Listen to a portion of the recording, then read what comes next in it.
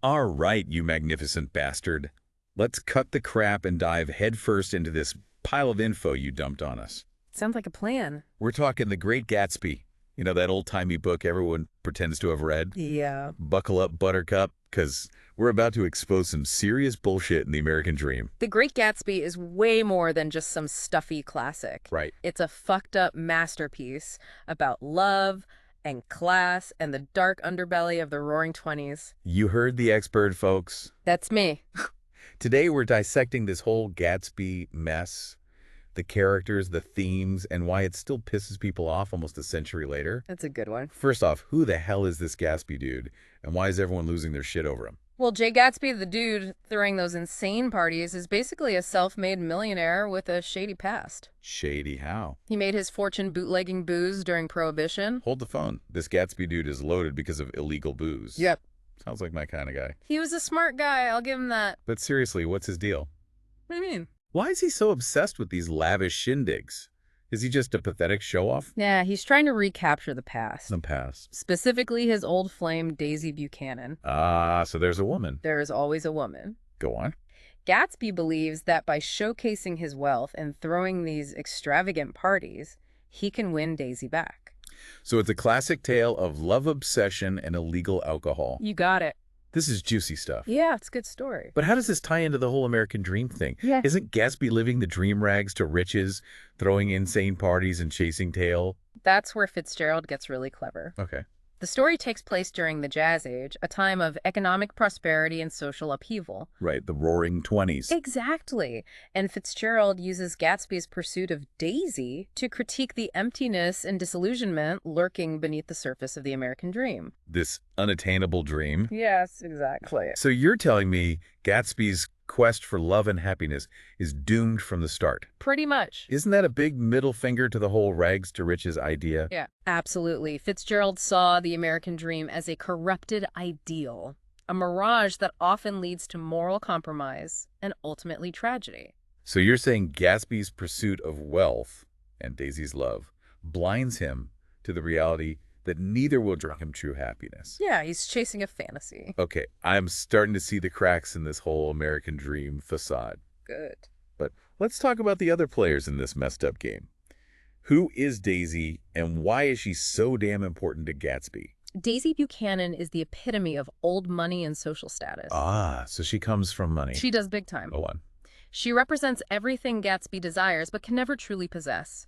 On the surface, she's charming and beautiful, but underneath lies a shallow, self-absorbed woman trapped in a loveless marriage. So she's the classic gold digger who screws over the love-struck hero. Well, I bet she gets what she deserves in the end. it's not that simple. Daisy is a product of her time and upbringing. Her choices are limited by the societal expectations placed upon women of her social standing. So she's a victim of circumstance. In a way, yes. That's some deep shit. But let's be real, she still sounds like a real piece of work. True. But Fitzgerald presents Daisy as a complex character, someone who is both sympathetic and frustrating. I can see that. She's a walking contradiction, drawn to Gatsby's passion, but ultimately unwilling to risk her comfortable life for him. Speaking of comfortable lives, what about Daisy's husband, Tom Buchanan? Oh yeah, Tom. He sounds like a real prick. Tom embodies the arrogance and hypocrisy of the established elite. So he's old money, too. Born into it, never had to work a day in his life. Oh. He's also a bully and a philanderer, completely oblivious to the pain he inflicts on others. So we have Gatsby, the self-made millionaire, obsessed with Daisy, the unattainable dang girl, who is married to Tom, the arrogant asshole. That about sums it up. Sounds like a recipe for disaster. It is, and it highlights one of the central themes of the novel. Which is? The clash between new money and old money. Explain that shit to me. Yeah. What's the big deal with new money versus old money? Isn't money just money? It's not in Gatsby's world. Despite his wealth, Gatsby is looked down upon by the established elite, like Tom.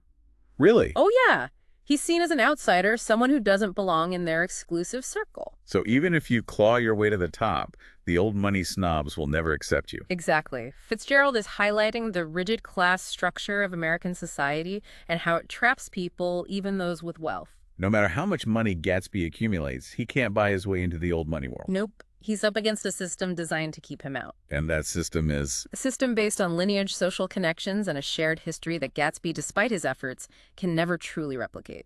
So basically, Gatsby's fucked from the start. Pretty much. No matter how much money he throws around, he'll never be good enough for Daisy and her snooty friends. It's a classic tale of the outsider trying to break in and failing. Damn, this is getting heavy. So we've got this doomed love triangle, a scathing critique of the American dream, and a whole lot of class warfare.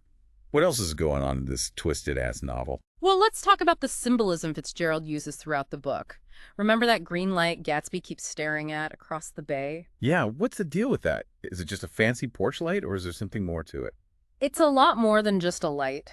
That green light represents Gatsby's longing for Daisy, his yearning for a past he can never recapture.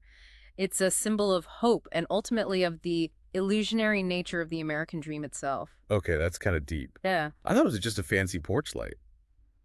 What other hidden messages are lurking in this book? Well, there's this desolate wasteland called the Valley of Ashes. The Valley of Ashes. Yeah, a stark contrast to the glitz and glamour of West Egg and East Egg.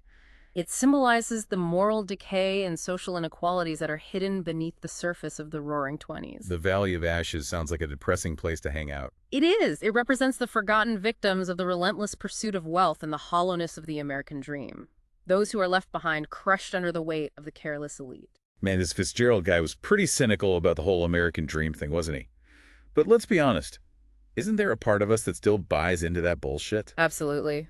The allure of wealth status and the idea that we can achieve anything if we work hard enough is deeply ingrained in American culture. And Gatsby, despite his flaws and tragic end, is still a captivating character. For sure. There's something about his relentless pursuit, his unwavering belief in the dream that resonates with us. He's a tragic hero, a cautionary tale, and a symbol of the enduring power of hope all rolled into one. All right. I need a drink after all that.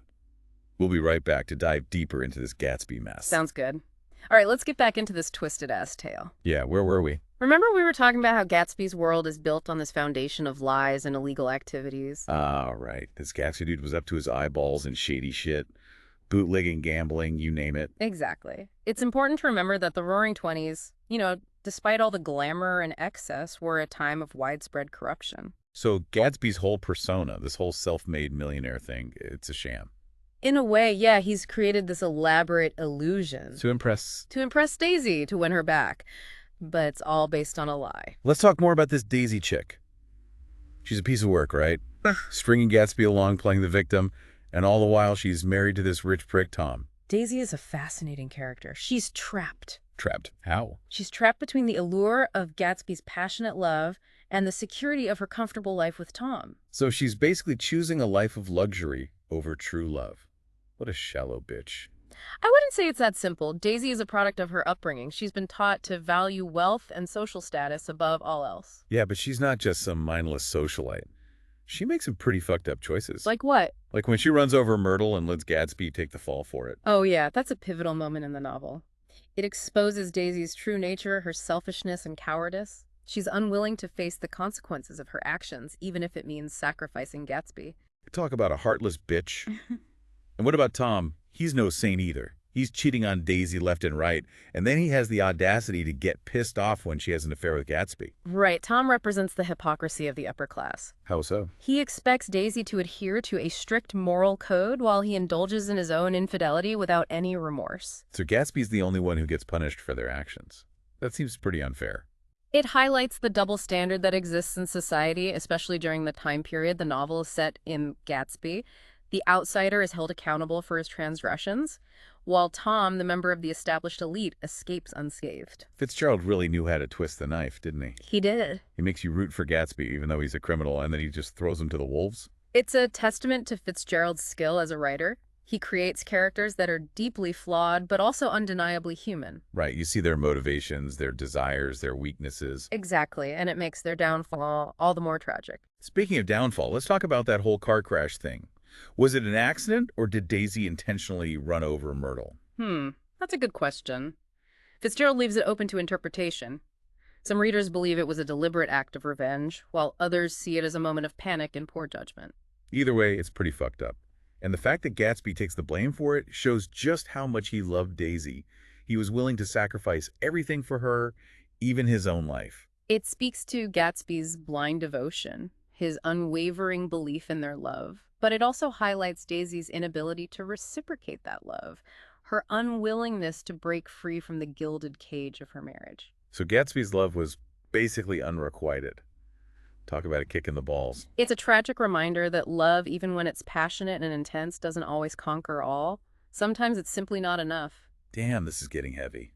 We've got this doomed love triangle, a scathing critique of the American dream, and a whole lot of death and destruction. Is there any light at the end of this tunnel? Well, that's the thing about The Great Gatsby. What is it? It's a story about the dangers of clinging to illusions, about the futility of chasing the past. Right. But it's also a story about the enduring power of hope. Hope. How the hell can you talk about hope when everyone ends up dead or miserable? The hope lies in the fact that Gatsby, despite his tragic end, lived life on his own terms. He dared to dream, to love fiercely, to pursue what he believed in, even if it ultimately led to his destruction. I guess there's something to be said for that. Even if it all goes to shit, at least you went down swinging. Exactly. And in a way, Gatsby's death frees him from the illusion, from the endless pursuit of a dream that was never really attainable.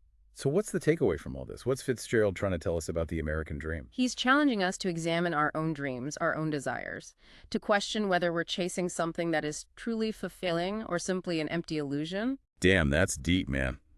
I need another drink after all that. We'll be right back for more Great Gatsby craziness. All right, let's wrap up this deep dive into The Great Gatsby. We've covered a lot of ground bootlegging love triangles, the whole new money versus old money bullshit. Yeah, we've seen how Gatsby's obsession with Daisy and his relentless pursuit of the American dream ultimately lead to his downfall. Yeah, and let's not forget Daisy, the queen of bad decisions. She's got Gatsby wrapped around her little finger, and then she throws him under the bus without a second thought. Well, her choices are complex. I mean, she's torn between her desire for love and passion and her ingrained belief in the importance of wealth and social status. Right, but she still ends up back with Tom, the rich asshole who treats her like crap. It's a tragic ending, but it highlights the limitations placed upon women during that time period. Daisy's options are limited, and she ultimately chooses the path of least resistance, even if it means sacrificing her own happiness. Fitzgerald really painted a bleak picture of the American dream, didn't he? All that glitz and glamour, and underneath it all, it's just a bunch of rich assholes screwing each other over. He's exposing the hypocrisy and moral decay that can fester beneath the surface of wealth and privilege. The American dream, as Gatsby envisions it, is a shallow and ultimately unattainable illusion. But what about that green light, the one Gatsby's always staring at? What's the significance of that? Remember, the green light represents Gatsby's longing for Daisy, for a past that can never be reclaimed. It symbolizes his hope for a future that is ultimately unattainable. So the green light is like a metaphor for the American dream itself, a shimmering illusion that always seems just out of reach. Exactly. It's a symbol of both hope and disillusionment, of the seductive power of dreams and the harsh reality of their limitations. And what about the Valley of Ashes? That place was seriously depressing. The Valley of Ashes represents the forgotten victims of the relentless pursuit of wealth. It symbolizes the moral decay and social inequality that lie hidden beneath the surface of the Roaring Twenties. Fitzgerald was a pretty astute observer of his time, wasn't he? He captured the excesses and the emptiness of the jazz age in a way that still resonates with us today. Absolutely. The Great Gatsby is more than just a love story or a period piece. It's a timeless commentary on the human condition, our desires, our flaws, and the consequences of our choices. So what's the takeaway for us? What can we learn from Gatsby's tragic story? I think Fitzgerald is urging us to examine our own dreams, to question what we truly value. The American dream in its purest form is about opportunity and striving for a better life. But it's important to be mindful of the path we choose in pursuit of that dream. Meaning, don't be a dumbass like Gatsby and chase after some shallow bitch who's never going to appreciate you. Well, that's one interpretation, but I think it's more about recognizing the dangers of clinging to illusions, of allowing material wealth and social status to define our worth. That's some deep shit right there. Yeah. So The Great Gatsby, it's a tragic love story, a scathing social commentary, and a timeless reminder that the American dream can be a real bitch. It's a complex and challenging novel that continues to provoke thought and debate almost a century after it was written. And hey, at least it's a hell of a lot more entertaining than reading some dry-ass history book about the Roaring Twenties. Agreed. Fitzgerald's prose is captivating, his characters are unforgettable, and the story lingers in your mind long after you finish reading it. Word. So there you have it, folks. We just ripped apart The Great Gatsby, exposed its guts, and left its soul bleeding on the floor.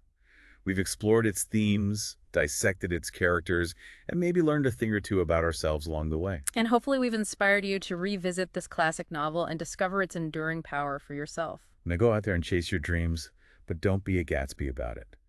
Remember, sometimes the things we desire most are the things that will ultimately destroy us.